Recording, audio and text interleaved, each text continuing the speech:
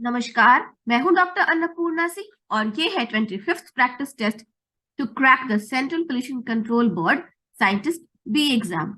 इस practice test में 10 सवाल होंगे और वो सवाल उसी टॉपिक से हैं जो सीनियर साइंटिफिक असिस्टेंट एस्पिरेंट्स के लिए भी सिलेबस में कॉमन है और सीपीसीबी साइंटिस्ट बी के सिलेबस में भी कॉमन है। तो ये प्रैक्टिस टेस्ट दोनों के लिए यूजफुल होगा।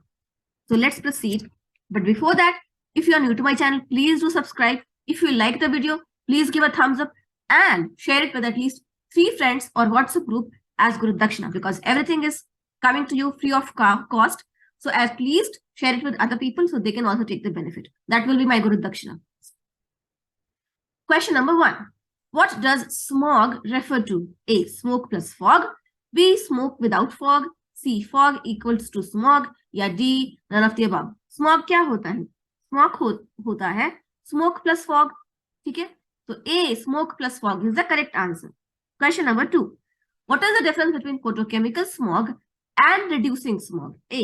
Photochemical smog is oxidizing in nature, while reducing smog is reducing in nature. B.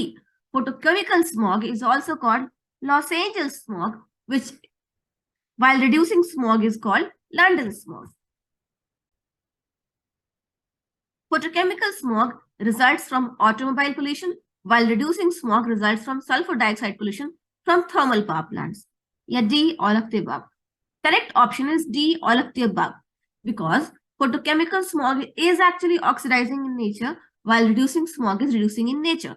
Photochemical smog is also called Los Angeles smog. That is true. And reducing smog is called London smog. And photochemical smog results from automobile pollution, while reducing smog results mainly from sulfur dioxide pollution from thermal power plants. So all of them are correct. सवाल था कि photochemical smog और reducing smog में क्या difference है।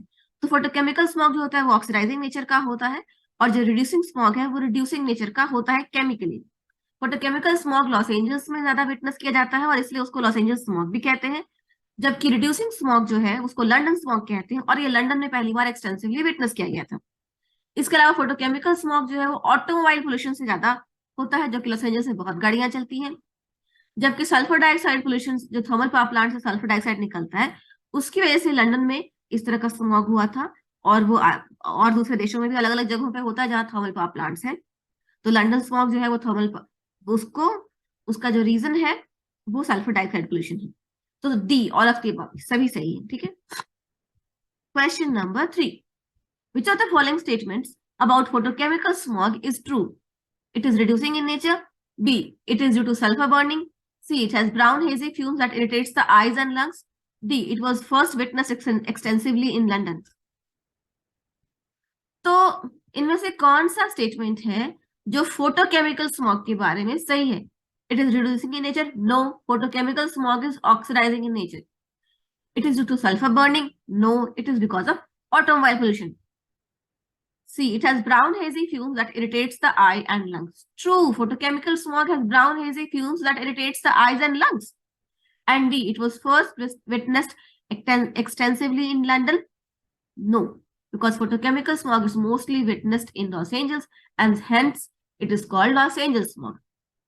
Question number 4. What is sanitary landfill? Sanitary landfill क्या होता है? A pit with a protected bottom where trash is buried in layers and compressed every day. एक बड़ा सा खड्डा होता है जिसके खड्डे के तले में जो है सीमेंट की या किसी और चीज की लाइनिंग कर देते हैं ताकि वो ऊपर से जो गंदा है वो कुछ रिस्क के नीचे ना चला जाए ग्राउंड वाटर में, और हर रोज उसमें ट्रैश डंप किया जाता है, उसको कंप्रेस किया जाता है, उसको दबाया जाता है और फिर अगले दिन का ट्रैश उस पर डंप किया जाता है।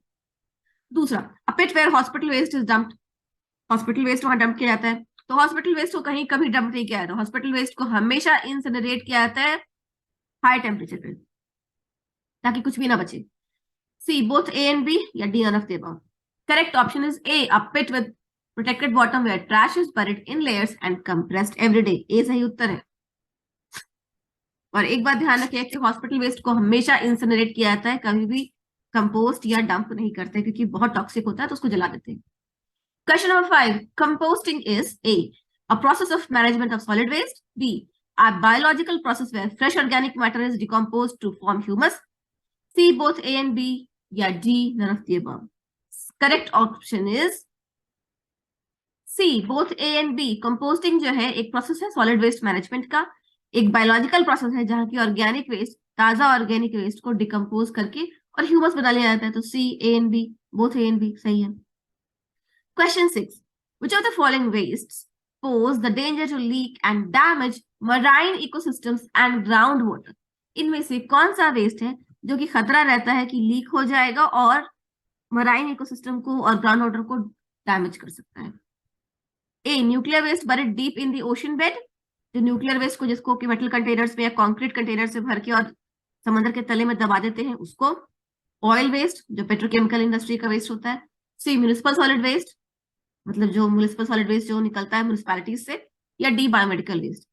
Correct option is A, nuclear waste buried deep in the ocean bed, because nuclear bed enclosed in strong concrete or metal containers or glass containers is buried deep in the ocean bed, and there's always this danger that when an earthquake happens in that ocean bed, the container might break or leak and the waste might be released in the marine ecosystems or might even be released in the groundwater.